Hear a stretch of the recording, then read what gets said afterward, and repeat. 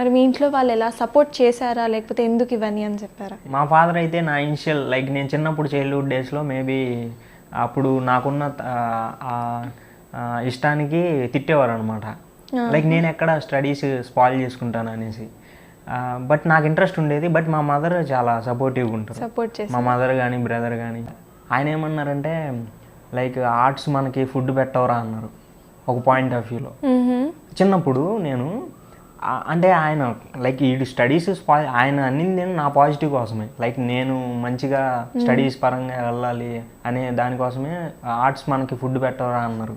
అది ఇప్పటికి కూడా ఆయన్ని నేను అప్పుడప్పుడు ఏంటంటే జస్ట్ ఒక చిల్ చేస్తూ ఉంటాను. అంటే ఆ మాట అన్న తర్వాతే నేను ఎలా అయినా ఇది చెయ్యాలి అనేది కూడా ఒక డెసిషన్ రావడానికి కారణం ఆ మాట. ఒక్కోసారి యువతులు వాళ్ళన్న మాటలు కూడా మన మీద చాలా ఇన్స్పైర్ చేస్తాయి. So you proved him wrong there.